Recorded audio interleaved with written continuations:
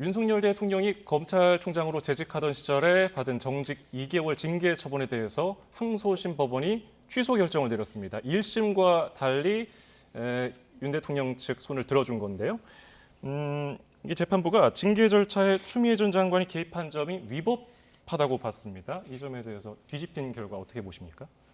공교롭게 1심에서는 윤석열 당시 전 검찰총장이 패소를 했죠. 그런데 예. 그 패소했던 1심 판결이 선고된 시점은 문재인 정부 시절이에요. 그리고 이번에 나온 2심 판결은 뭐 윤석열 정부 하에서 1심 판결과는 배치되는 판결이 났는데 사유가 조금 다릅니다. 이번 2심에서 그 법무부가 패소한 것은 절차상의 하자를 문제 삼았어요. 그러니까 징계 청구권자로서 당시 추미애 장관이 이 징계에 개입을 했다라는 이유로 절차상 하자가 중대하다는 이유로 법무부가 패소를 했기 때문에 뭐 그 2심의 판결 이유에 대해서는 별다른 의문은 없습니다. 사실은 징계를 청구한 사람이 징계의 심판까지 관여하게 되면 사실상 의미가 없는 징계가 되는 거죠. 징계 절차가 그냥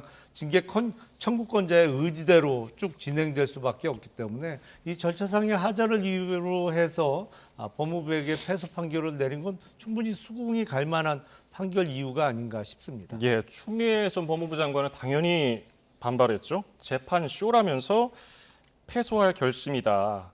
법무부가 애초에 이길 생각이 없었다. 이렇게 얘기를 했습니다. 이게 이렇게 주장한 것이 방금 김 의원님 말씀하신 것처럼 1심은 문재인 정부 법무부가 이제 참여를 했고 2심에는 이제 지금 정부가 법무부가 참여를 하면서 그 1심에서 승소를 이끈 변호사 3명을 모두 해임했거든요. 추미애 법무부 장관 전 법무부 장관의 이런 오늘 주장 어떻게 보십니까?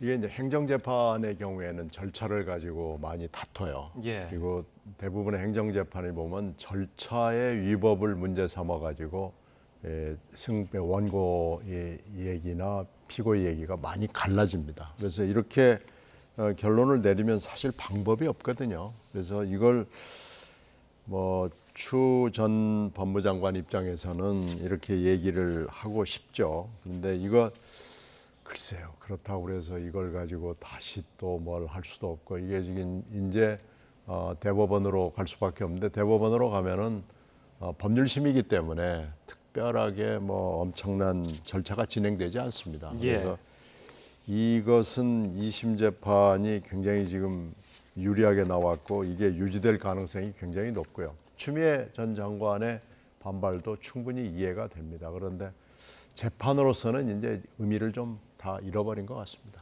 이제 와서 뭐 바뀐들 뭐가 뭐 결과가 달라지겠냐? 뭐 사실은 무슨 이 소용있겠냐, 재판 결과는 이런 크게 얘기가 의미는 없습니다. 예. 이미 이 징계가 부당하다고 소를 제기했던 윤석열 당시 전 검찰총장은 이미 대통령이 되셨기 때문에 예. 이 재판 결과에 따라서 어떤 신분의 그 변동이 생기거나 그럴 가능성은 없거든요. 그래서 현실적으로는 큰 의미가 없는 재판이었습니다만 다만 문재인 정부 시절에 추미애 장관이 추진했던 당시 윤석열 검찰총장에 대한 징계가 올바랐냐 아니면 뭐 무리한 징계였느냐를 확인하는 정도의 의미밖에 없는 것이죠. 예, 알겠습니다.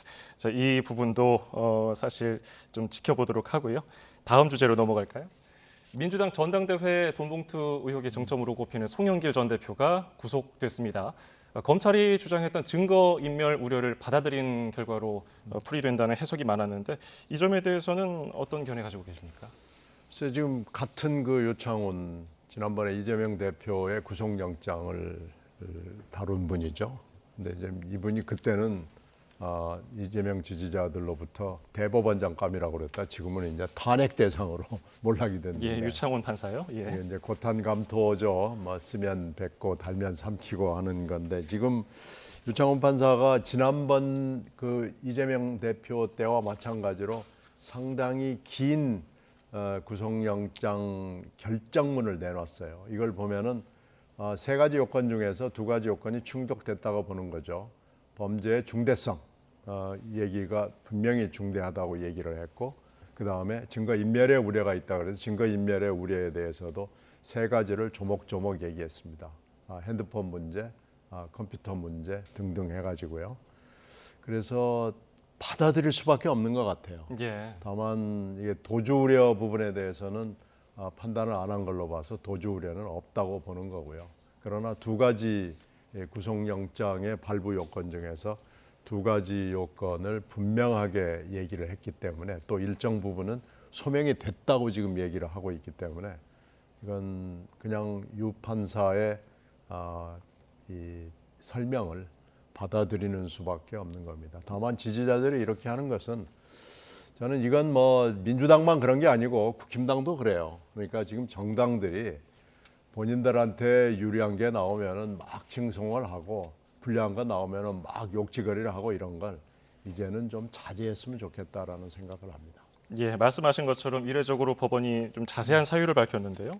혐의가 일정 부분 소명됐다면서 중대하다, 사안이 중대하다고 판단했습니다. 그러면 검찰의 수사 정당성은 어느 정도 확보가 됐다고 볼 수 있을까요? 그렇죠. 영장 재판이 1차적인 사법적인 판단이니까요. 구속영장이 발부가 되기 위해서는 혐의의 소명이라고 합니다. 이제 판결을 통해서 나중에 유죄 판결을 하기 위해서는 혐의의 입증 단계에 이르러야 합니다만 영장 단계에서는 일단 소명 정도까지 좀 낮은 단계의 입증이 필요로 하죠. 예. 어쨌든 소명은 된 것이고요. 그리고 크게 보면 두 가지입니다.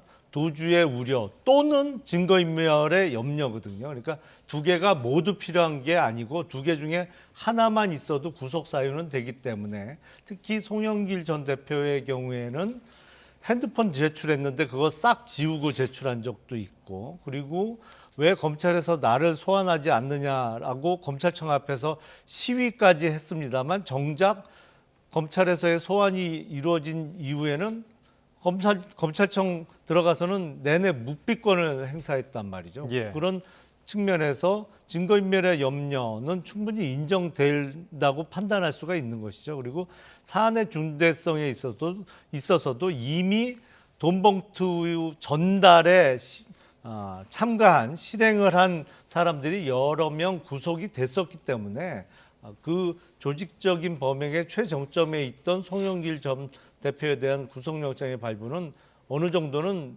예측이 됐던 사안이다 이런 생각이 듭니다. 예, 검찰에 따르면은 돈봉투 수수 의혹에 연루된 민주당 현역 의원이 20명 정도인 것으로 알려져 있는데 이 총선에 미칠 영향은 어느 정도로 보십니까? 영향이 분명히 있죠. 근데 지금 공천 과정에서는 금품 수수의 이 부분을 넣지 않기로 지금 이재명 대표의 지도부가 결정을 했다고 지금 알려지고 있어요. 예. 이건 좀 분명히 저는 잘못됐다고 생각합니다. 이렇게 공천 기준을 세우는 것은 맞지 않고요.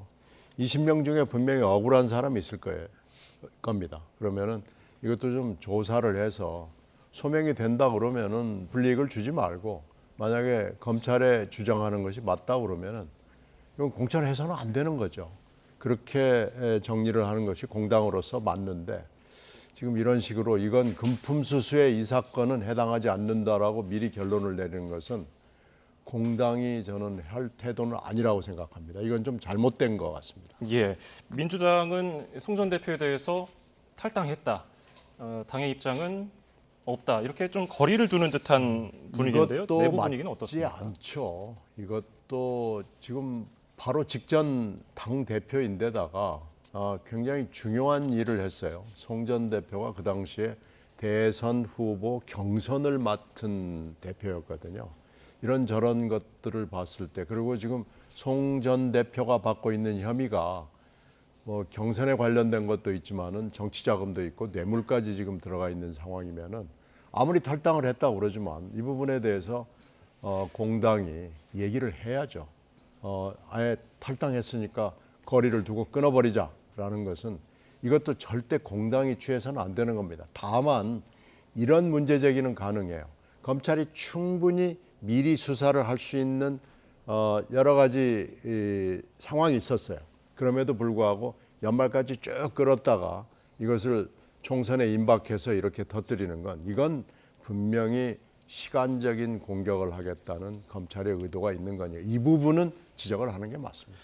근데 제가 생각하기에는 이 송영길 전 대표에 대한 구속이 총선에 미치는 영향은 대단히 제한적일 거라고 생각이 됩니다. 예. 왜냐하면 2012년 19대 총선을 앞두고 당시 한나라당에 이 비슷한 사건이 불거졌거든요. 예. 당시는 이제 고승덕 의원이 전당대회와 관련해서 박기태 당시 당대표 후보 측으로부터 봉투를 받았다. 뭐 이런 발언을 하면서 문제가 크게 됐습니다. 근데 그 발언 직후에는 당시 저도 이제 처음으로 출마를 했을 시기였습니다만 선거운동이 한동안 상당히 힘들었어요. 뭐 명함을 드리면 뭐 보는 데서 찢어버리거나 안 받는 분들이 많이 계셨는데 예. 결국에 아마 총선을 110여일 앞둔 요 무렵쯤 그 사건이 불거졌던 것으로 기억을 하는데 결국에 2012년 4월 총선에서 당시 한나라당이 일당됐습니다. 152석을 얻어갖고 총선 승리를 했거든요. 그래서 국민들이 보시기에는 송영길 전 대표의 구속으로 저 사람이 지은 죄에 대해서는 어느 정도의 죄값은 받게 됐다라고 보시는 분들이 많기 때문에 이게 내년 4월 총선까지 큰 영향을 끼치지는 않을 거라고 저는 생각이 됩니다. 예. 민주당은 이제 내부적으로 우려, 당혹이 좀 공존하고 있습니다. 이런 가운데 계파별로 온도차도 있었는데요. 발언 듣고 오시겠습니다. 이번에 그 영장 전담 판사가 이재명 대표 때는 기각을 시켰던 그렇죠. 판사란 말이죠. 예. 그래서 이거를 정치 판결이라고 그래서 우리가 공격할 수도 없는 상황이고. 그래서 저는 지금이라도 많이 늦었지만 지금이라도 민주당이 이 방탄정당의 오명을 저는 벗어야 된다.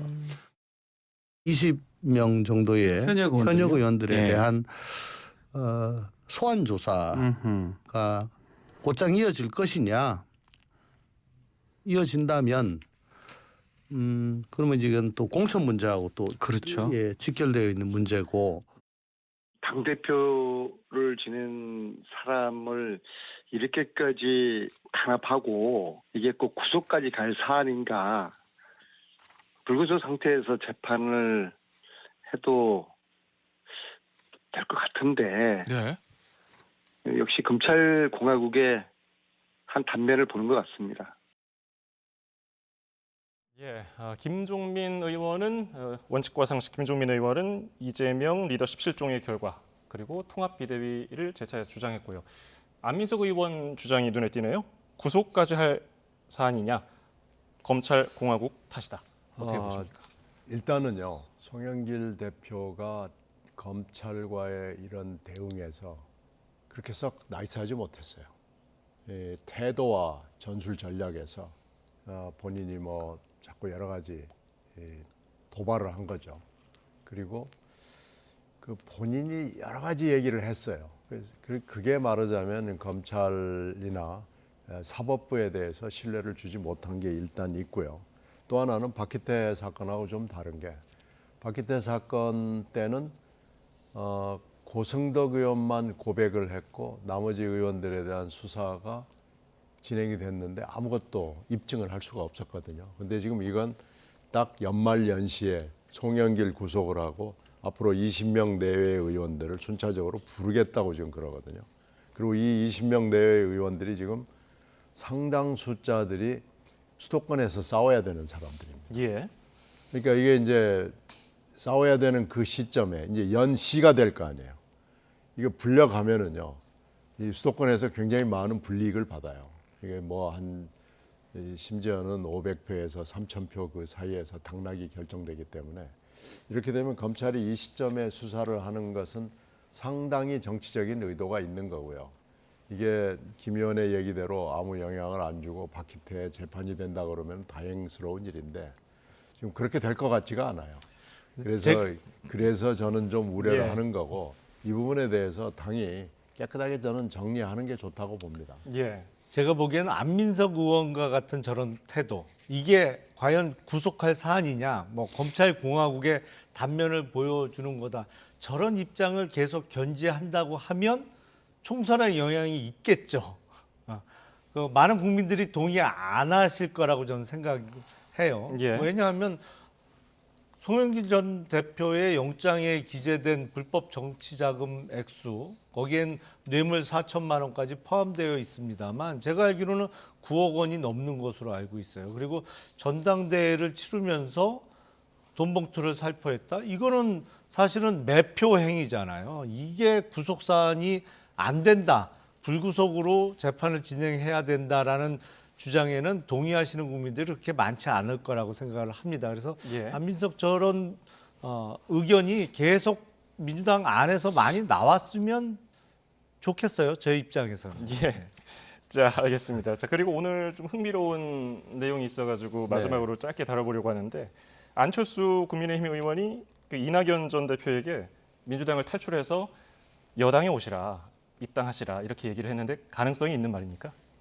일고의 가치가 없습니다. 그 안민석 의원 얘기가 별로 도움이 안 되듯이 안철수 의원이 저런 얘기를 하는 건 정말 맥락도 없고 갑자기 밑도 끝도 없이 나온 얘기인데 이게 도대체 무슨 얘기를 하자는 것인지 도저히 짐작도 안 되는 거고요.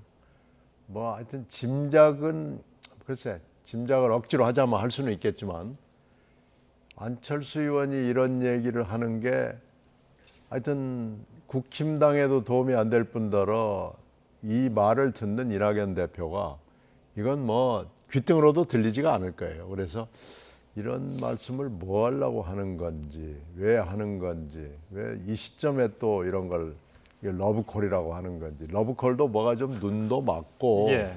뭐 손이라도 한번 잡을 만한 그런 지근거리에 있어야 되는 건데 예. 이건 뭐 그런 인프라가 전혀 없는 얘기이기 때문에 저는 뭐 일고의 가치도 없고요. 그냥 예.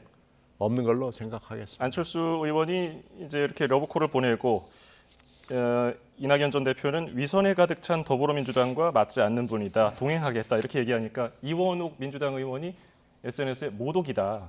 사과해라. 이렇게 얘기를 했어요. 어떻게 보셨습니까? 저는 이 글을 읽고 안철수 의원이 이낙연 전 대표에 대해서 엔티인가? 이런 생각이 들었어요. 예. 이거는 사실상 이낙연 전 대표가 공식화하고 있는 신당 추진을 어렵게 만드는 이야기잖아요. 사실은 신당을 하겠다고 하는 분에게 국민의힘에 입당해라. 이거는 신당 만들지 말란 얘기하고 똑같이 들릴 수 있기 때문에 그래서 두 분 간에 과거에 무슨 일이 있었나 뭐 이런 의문을 갖게 하는데 안철수 의원이 정말로 국민의힘에 입당하기를 바라는 마음에서 순수한 마음에서 이런 글을 SNS에 올렸다면 순수한 마음은 이해하겠는데 정무적 감각은 좀 의심해봐야 되는 거 아닌가라는 생각이 듭니다. 정말 앞서 신 의원님께서 말씀